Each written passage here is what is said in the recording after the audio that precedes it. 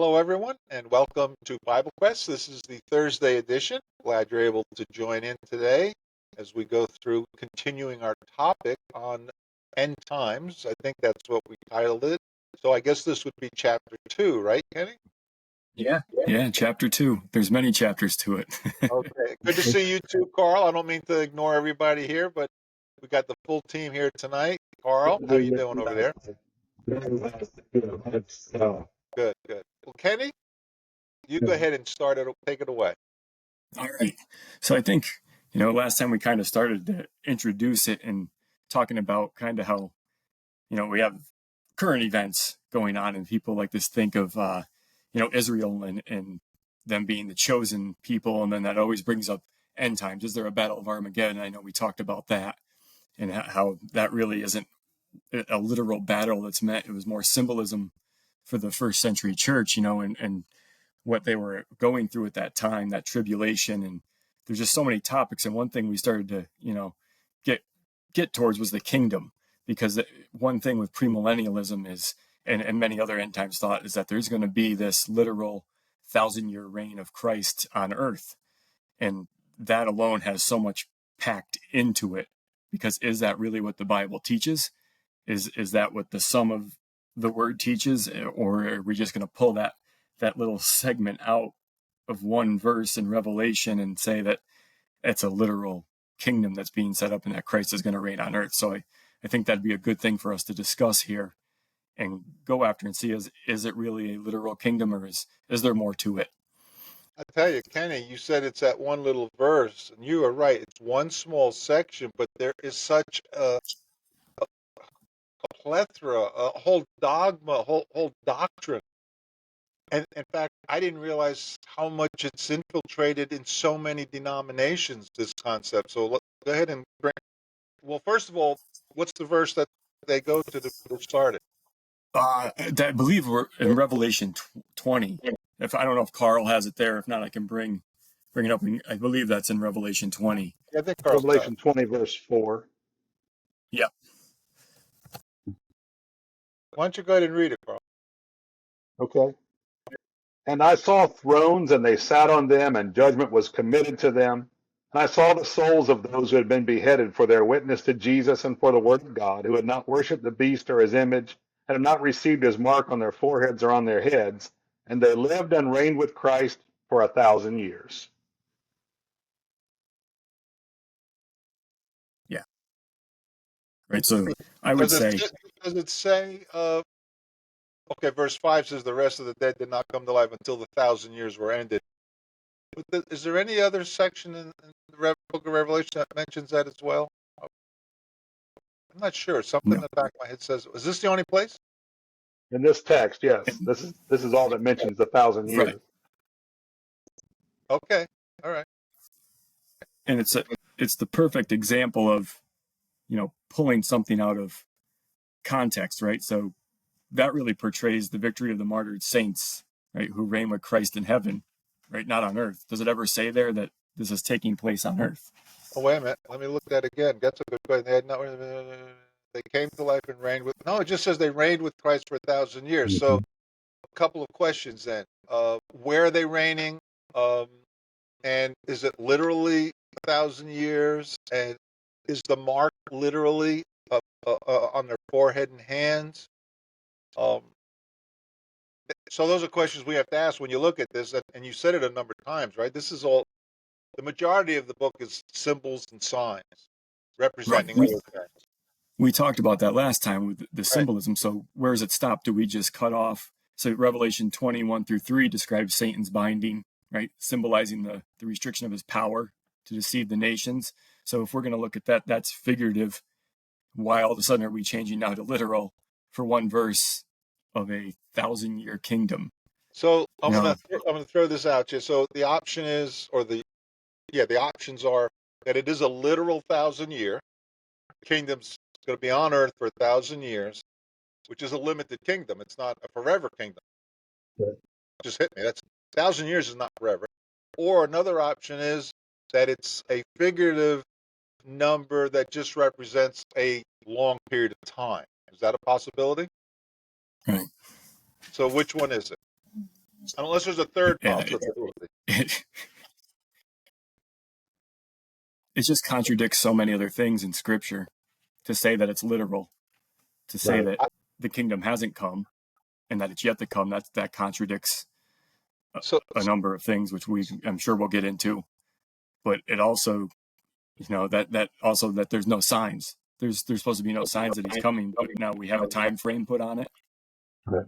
oh, that's So right. When Jesus said he was coming, I'm sorry, when that time comes, there will be no warnings right, for when he returns. right. But And now so, we have a okay, 7-year tribulate. We have, they're putting a time frame on it. Which how could you if there's no signs? yeah, the tribulation is supposed to be like a sign to tell you that it's going to start to happen. But here's what I want to ask: do we ever use the term 1,000 fill in the blanks? Mm-hmm. And do we literally mean 1,000 in our English? We've probably done it 1,000 times. Yeah. Very good, Carl. Yeah. I Yeah. know it. Yeah. Well I played. mean, I mean, have guys ever said to their girlfriends or their wives, I'm going to love you for 1,000 years, Right. but the 1,000 And year and 1,001 year, forget it's over. No, that's that's not the way it and works. again, that goes back to symbolism. Those numbers all meant something to them. They understood them, the completeness, multiples of 10. You have sevens, you have all sorts of numbers throughout Revelation that have meaning to them. Okay, It's not literal. I'm going to throw a challenge out at you guys. Okay, we're saying it's literal. It's not literal. We're saying it's figurative. Give me a couple of examples where we know for sure the term 1,000 is figurative. There's no question about it based on the context. I know I'm challenging you. Oh, by the way, for those of you in the audience, we don't script this. We don't talk about this before we get started. We just dig right in and we throw these things out. So, guys, is there an example in the scriptures where the Bible uses the term 1,000, but yet looking at the context, it's clear? Like here, it's ambiguity here. It could go either literal or figurative, but since the whole book of Revelation is figurative, I think it's safe to say that that's figurative. But what about in other areas that the 1,000 is used? There has to be some. I mean, this is not the only place that the term 1,000 is used. 1,000 years is one day to God. Is that another? Oh, yeah, there you go. A day is 1,000 years. 1,000 years is a day. That's not literal. It's just that's a figurative. I've got Right. something in the back of my head. I don't know where it's at. That's why I'm asking you if you could think of one in the Old Testament. I'm looking at Exodus 20, where you have Exodus 20, verse 6, verses 5 and 6. God visits the iniquity upon the third and fourth generations of children who reject him and has mercy upon thousands. I think even thousands of generations. He has the cattle, I think Psalm 24 says, on 1,000 hills. He placed the cattle on 1,000 hills. That, Let me see if that's what I was I thinking of. That's the one I was thinking of. Like he's the Lord of 1,000 cattle. Forget 1,001. That doesn't count. If you're going to take it literally, there's only Right. 1,000. Wasn't Yeah. there 1,000 hills you mentioned on that one too? Yeah. Yeah, it's That's not the right Psalm psalm. 50. Yeah. Psalm 50, verse 10. For every animal of the forest is mine and the livestock on 1,000 hills. Right. That's it, 1,000 hills. So the animal on the 1,001st hill, that's not his. Right. If you're going to take it literally. Right. Okay. It's common sense, at least in my mind, that the term, when it says until 1,000 years were ended, it's got to be, it can't be literal. Right. Otherwise, you're taking every other number in Revelation and making it literal.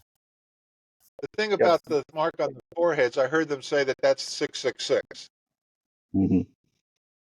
but 666 not listed there. The 666 is not a mark. If I'm not mistaken, 666 is the number of a man. We're not going to go into what 666 means right now. We'll save that maybe for chapter 3.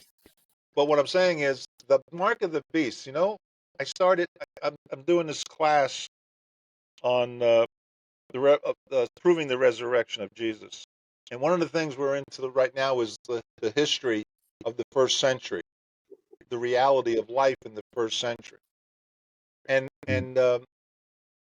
they had these things that were called guilds, and it's like maybe our labor unions, and you had to Hmm. be a part of the guild. If you had a skilled labor, you get paid more money, but you had to be a part of the guild, trade guild. And in order to be a part of the trade guild, though, you had to give honor to the idol. Each trade guild had their own idol. And if you didn't give the sacrifice and pay the idol the sacrifice, you're kicked out. You couldn't get a job. Could that be what it's talking about here? That Yep. you don't go along with the religion of Rome, you can't even work. That's history. That's not in the scriptures. That's history. Right. The And buy so or sell, right? I think this is referring to first century Christians that live in this world of first century Rome. Right. Yeah. Yeah, this is certainly a Again, that, letter to them originally, yeah. and struggles they would be dealing with. Once you have a grasp on that, and not even a full total grasp, but just an understanding of the context and the historical context, your audience, and then what is going on, it makes it, and knowing the type of literature that is apocalyptic, it makes so much more sense. It works all together when you look at it through prophetic eyes, because John is wrote he wrote the gospel. He wrote first, second, and third John. Those are more the gospel. We know that's proving Jesus Christ through what John was doing was writing so that people would believe. First, second, third John has a lot of theology, doctrine in it. Those weren't prophetic. This one he wrote is different than those other four books that he wrote. And this one is clearly prophetic. And you might have mentioned this last time. The first three chapters give us a clue on what the book is about. It talks about these things are going to happen soon, take place soon, not Yep. not a long time in the future from now. And these are written to the churches in the seven churches that are mentioned in the three chapters. I think it's three chapters. So it's written to Christians at that time. Right. And Carl, you keep bringing it up. It has meaning to them. Absolutely. An important meaning of comfort. It was a blessing to them. And ought to be to us by application. It's not directly doctrine for us. It is application for us. It was something that was Right. happening for them. Again, the twice in three verses is going to happen soon. And the last words of verse 3 are the time is near, or literally the time is at hand. You said earlier you could reach out and touch the wall behind you. That's something that's at hand. Something beyond that, that's too far. So And it's near. what's to circle back then to the kingdom too, talking about at hand. So if you go to Matthew 3:1-2, 4:17, John the Baptist and Jesus are announcing the kingdom is what? At hand. At hand. And Completely ignoring timestamps. repent, for the kingdom is at hand. Right. And Jesus told them in Mark 10 that, or in Mark 9, that some who were standing there would see the kingdom come with power at the very end of Mark 9. Yep. So, Yep. yeah, there's some very old people walking around So with the some of those kingdom come guys have to be together. very old. Yeah. Yeah. Where is that? Where's that one where I was trying to find it, where it says that, and then comes the end when Jesus. That sounds like Fill First in the blank. Corinthians Go ahead. Would that be 1 Corinthians 14? 15, likely. Let me check. 15. Okay. Yeah. 15. 1 Actually, Corinthians that's one of my 15. favorite chapters. While you're looking that up, 15, Paul is trying to tell the Christians What are you talking about? There's no resurrection. And that was the mindset he was fighting. Christians were starting to believe, because of false teaching, that there really is no resurrection. Can you imagine Christians believing that? That means, hey, we got to be careful. We can be misled, can't we? We could be misled about the resurrection ever happening. We could be misled that the kingdom's not here yet. We could be misled that the 1,000 years is literal. I want to make sure I'm not misled. And the only way we can do that is by going to the scriptures. So did you find that passage that I was referring It's to? 1 Corinthians 15:24, the exact verse you're looking for. Then comes the end when he delivers the kingdom to God the Father and puts an end to all rule and authority and power, besides his own, of course. So wait a minute. Kenny, you're telling me, not you telling me, but people were telling you, and I've heard it myself, that the 1,000 years hadn't started yet where he's going to reign. So the kingdom's not here yet. He's not reigning yet, but he will reign in the future, and that'll last 1,000 years. But yet over there in 1 Corinthians 15, it turns out when he comes back on his second return, he's going to deliver the kingdom back to the Father. That's a direct contradiction to that doctrine. Right. If you're Because he has the listening king. to us, if anyone's listening to us in this podcast, please go to BibleQuest.org, fill out the contact us form, and tell us where we're missing the boat. Tell us if we're making a mistake here, because we're after the truth. I'm sorry I interrupted you, Kenny, but I just wanted to throw that invite out to people. There's just so many references you can go to that just are indisputable. Again, this was me fighting it because I was brought up thinking the same thing. And then, well, how could it be? The kingdom is already at hand. I mean, Matthew 16, and I will say to you that you are Peter, and on this rock I will build my church, and the gates of Hades will not prevail against it, and I will give you the keys of the kingdom of heaven. Those are synonymous. My church, I will give you the keys of the kingdom of heaven. The kingdom. The church, you're saying the scriptures is telling us that Jesus is using the terms of kingdom and church interchangeably in the same passage, telling us that it's really the same entity. It's the same group of people that belong to both. And Right. so, and if he's going to give the keys to the kingdom to the apostles, and then he was talking to Peter, then that means the kingdom's here. Right. Now we'll save this for another day, but we can actually pinpoint the day that the kingdom established on the earth. Yeah. We'll give a spoiler here. Day of Pentecost, Acts 2. Okay, so that clears it up. The 1,000 years. Wait a minute.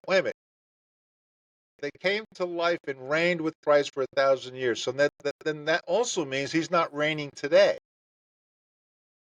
Yeah, and according that's to part that of their theory. teaching. That's part of their teaching. That's part of that. He's not reigning today as king. Am I missing something? What Peter said in Acts chapter 2? Mm-hmm. What is it? Yep. Let me get that up. See if I can get that quickly, and then we'll just end it for tonight on this one, because I want people to come back with us and help us out here if we're making a mistake on this. You know what I'm talking about? Acts chapter 2. Yeah. Keep saying we're going to do these things in 15-minute segments, but it's so hard. It is hard. It is. Yeah, verse 33, he's been exalted to the right hand of the Father. And then in verse 36, he has been made both Lord and Christ. That word Lord is king. He is ruler. That's the day of From Pentecost Pentecost, yeah. in the first century.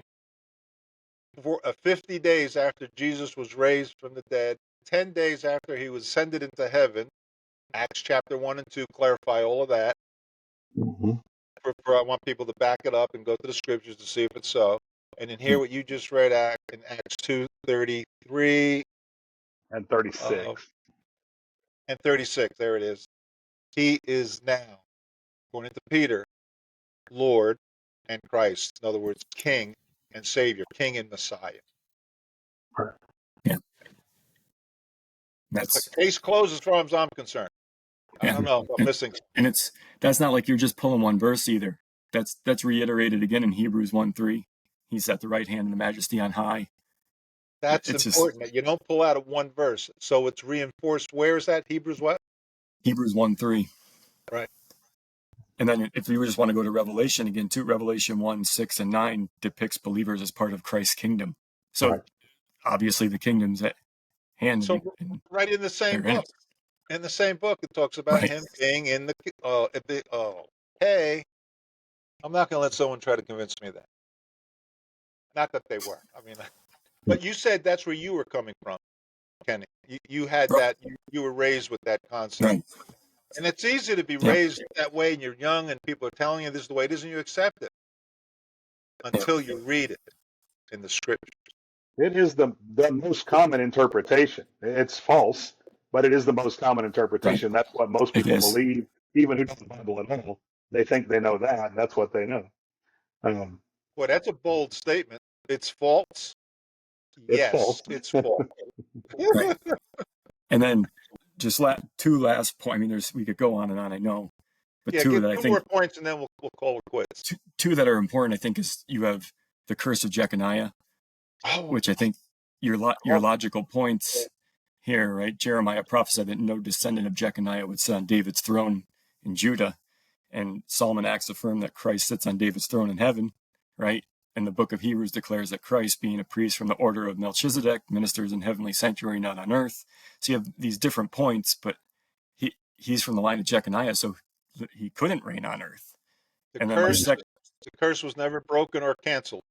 right. Let And me then repeat that. The curse, before you continue, hold right where you're at. The curse said that Jeconiah, who was the last authorized king in the bloodline of David before Nebuchadnezzar arrested him, took him away, and the curse was that Jeconiah, there's no more in your none of your children, no descendants are going to be sitting on a throne. Never. right. Yet Jesus is sitting on the throne, and he is a descendant of Jeconiah. Just for those who are Through listening, what was the reference there? Jeremiah 22, 28 through 30. good, Thank you. good. And then Yeah, the I, other one is I've if used they that want to, once. Wait, before you hold that one, but I used that once when I was doing the prison work. There was 2 or 3 guys that were really strong on that, and I showed them, what about that curse? They never heard of that curse before. right? Most people haven't. Go Like, ahead. I Now don't know how finish. you argue that. And then the last logical one is if you want to say there's going to be a literal kingdom set up. 2 Peter 3:10, he says, but the day of the Lord will come as a thief in the night, in which the heavens will pass away with a great noise, and the elements will melt with a fervent heat. Both the earth and the works that are in will be burned up. So how are you going to have a literal kingdom on earth when that's going to be burned up when he comes? Well, I've said that, and they said, well, that's the new heavens, new earth. Oh, so is the new heavens and new earth physical again, and it has the sun and the moon? Yeah, yeah. Well, wait a minute. Revelation tells us there's not going to be Contradiction any of what? sun. Right. It Right. contradicts that verse. Everywhere you go, there's contradictions to that whole theory. Right. I'm glad you brought this up. Are we going to do a part 3 next week? Sounds like perhaps, yes. Maybe we should do one more. Maybe a part 3. Um, we'll consider what part that'll be. But didn't Jesus say something to somebody that his kingdom is not of this world? Yep. What? Was he Yes. wrong? Was Jesus mistaken on that? And these modern people, no, it doesn't make sense. It doesn't. Nope. All right, guys, this was a very good, exciting. It was fast. I hope we didn't go too fast for those of you in the audience. You can back up the tape and listen again. Go to BibleQuest.org and bring on some questions and challenges.